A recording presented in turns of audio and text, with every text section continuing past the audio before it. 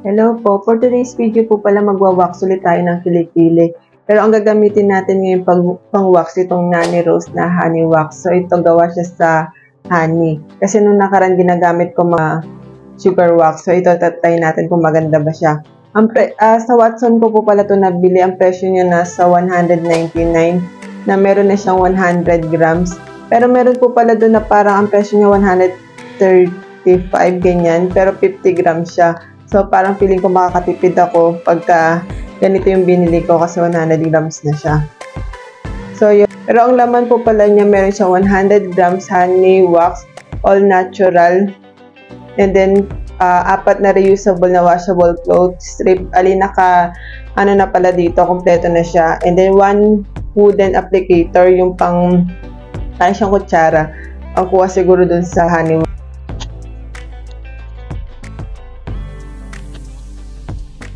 Meron po pala ditong parang papel na maliit kung paano siya gagamitin. So, may instruction dito na nakalagay. Tapos, ganito siya. Ang cute na lalagyan. Hindi siya messy pagka ginamit siya. Ganito siya. And then, ito siya. Ito yung ito yung wooden applicator. Tapos, ito yung gamit niya. Pero ito parang siyang cloth nga talaga siya. Hindi siya katulad ng mga papers strip na ginagamit ko na pagka-cold wax. So parang maganda to. So washable to, pwede siyang gamitin ulit natin. So maganda siyang parang galaban lang natin. Anong feeling ko maganda naman itong nabili ko kasing kanina nang hinayang din ako kasi nga medyo namamalan ako so 199. So yun po pala ito yung laman niya. Pwede po pala itong sinabi doon sa nabasa ko. Pwede siyang cold, pwede din siyang hot. So pwede din siyang parang ibabad muna sa mainit na tubig yun. Saka pwede din siyang gamitin. Pwede siyang i-microwave ng 10 to 20 seconds. Yan. Pwede pala siyang microwavable pala to. Pwede mo siyang mga 10 to 20 seconds lang. And so, titignan ko lang muna siya kung pwede siyang hindi na siya i-microwave. So, ganito siya. Kahit hindi na siya i-microwave. Kasi malambot na siya eh. Ayan siya. Pwede din naman din po siyang i-microwave. So, mag-start na po tayo ngayon. Magpapakita ko na po pala yung Pilipino. Ayan siya. So, ang dami na niya talagang buhok. Hindi ko na parang sambol na tayo siya. Parang tubo ng hair ko pataas eh. So, sa taas natin siya natin.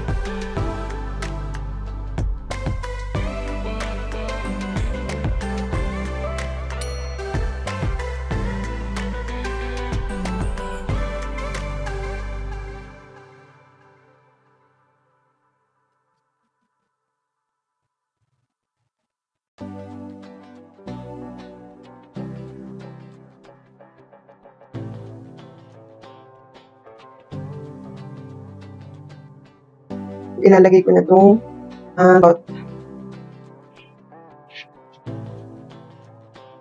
nakalimutan ko siyang lagyan ng polvo so hindi ko na kung ano bang nangyayari dito. Mamaya palalagyan ko na ng polvo yung yung kabila. Ano mo lang siyang ganyan, test lang siya against ito sa direction pa rin ng hair growth.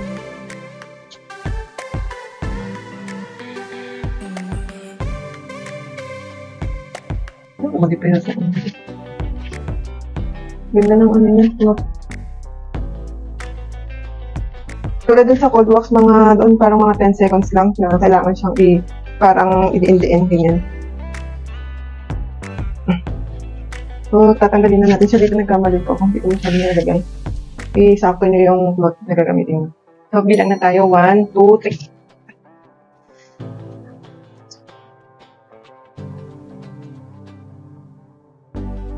Sobrang dami niya natanggal and then parang madali lang talaga siyang gamitin.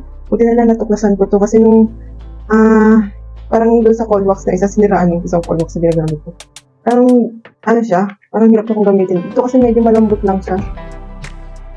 May naiwan lang pala sa banda dito. Kasi hindi namin paglalagay ito. Konti palagyan natin dito.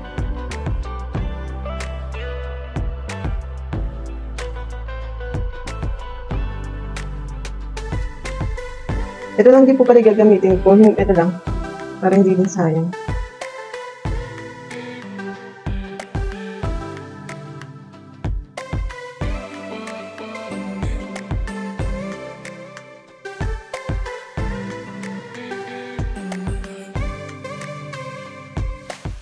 Ganyan na rin. 1, 2, 3. Tanggal pa naman siya. Hindi siya matanggal, hindi siya hirap tanggalin. Okay. Natanggal pa rin siya. Ay, wait, dito pa pala sa taas. Gamitin ko naman yung kabila na. Ito.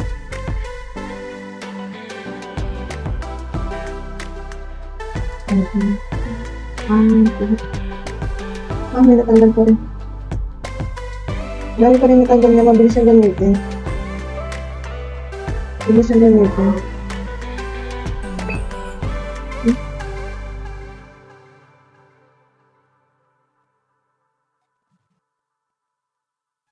So, yun po pala na nakakuha na tayo ng polvo. Ito yung gagamitin natin, yung tender care. Kahit anong pong polvo gamitin nyo. And then, kaya po pala gumagamit ng polvo para daw yung mga residue na mga moisture yun mawala. Saka parang siguro mas madali siyang matanggal.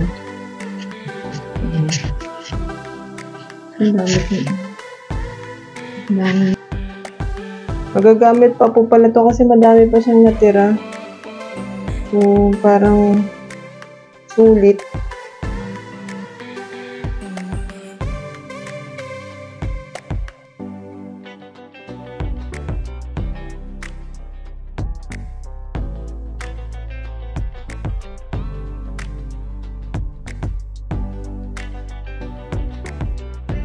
Wala pala siyang amoy. So, mas mainam siya kasi wala siyang amoy. Hindi siya ma-chemical talaga. Meron din daw po pala to na, may nakalagay siyang calamansi, honey, sugar, unrefined, and unbleached. So, parang pure lang siya. Then, citrofortunella, microcarpa, or calamansi yung nakalagay doon, extract. Yun. So, dalawa lang yung ingredients niya.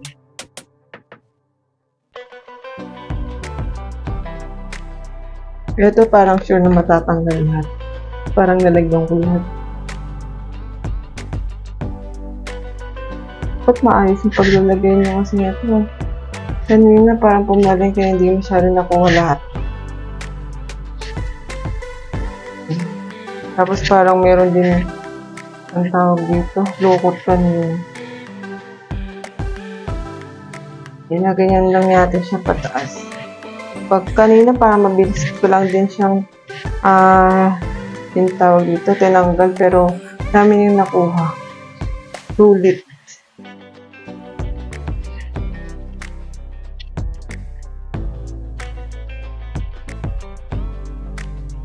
Pwede na siguro ito.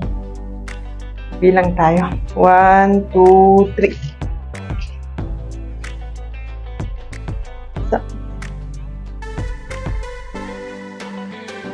Napakarami ng siguro.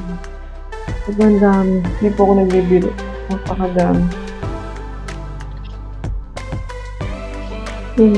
Sa sobrang kapal din. Parang may natira pa. Sobrang kapal.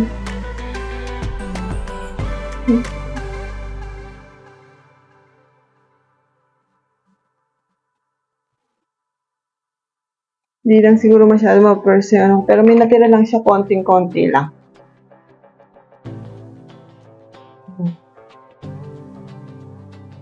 Nadugo pa pero pagka yata dito nadudugo naman minsan nakikita ko sa pag may mga nagwawax kasi matagal din ako hindi nakapag sobrang linis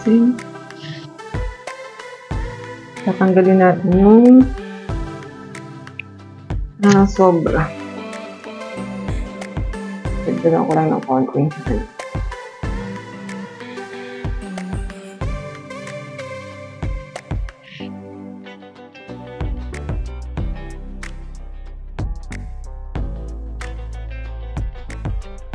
Tukal lang din po pala gagamitin.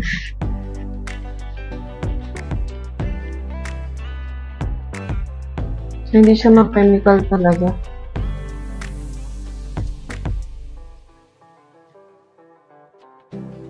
Yun po, tatanggalin natin siya. 1, 2, 3. Ay, grabe, natanggal talaga din siya. Hindi siya hirap matanggal. Mabilis siyang dumikit talaga po.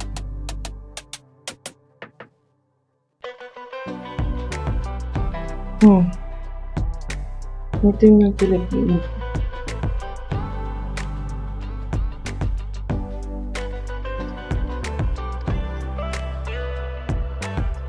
Matagal pa. Pero konti na lang.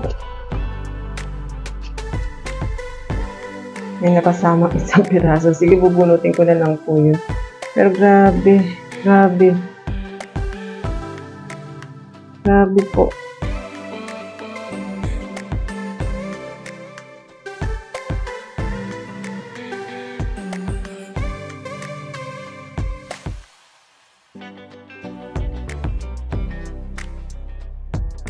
So, after po pala natin na mag-wax, pahinga muna daw natin siya ng mga 30 minutes bago natin siya basain. So, kailangan mo muna natin siyang pahingayin kapag ganito bago mga 30 minutes bago natin talaga siya hugasan. Ako talaga pagka nagwa-wax na ganito, pinabukasan ko na siya hinugasan. Hindi ko na muna siya hugasan, tatanggalin ko lang muna yung mga sobra-sobra, tawag dito, yung mga natirang wax. So, ito na lang, panyo na lang yung gagamitin ko pantanggal din sa mga excess na wax. Kanina po pala tinay ko yung tissue, hindi pwede. Tidikit niya.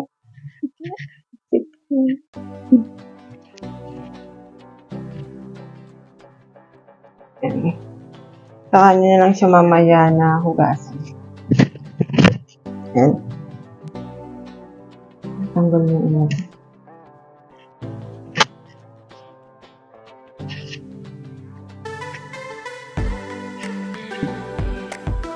Yan. So, hindi ko siya nilagyan ng polvo. Ganyan siya. Hindi lang siya makinis po. Ito yung nakuha natin.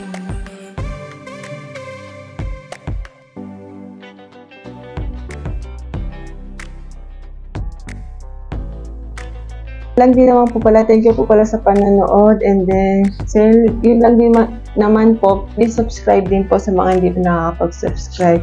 Yun lang din naman po, bye bye po. Paulit-ulit, sige, bye bye po.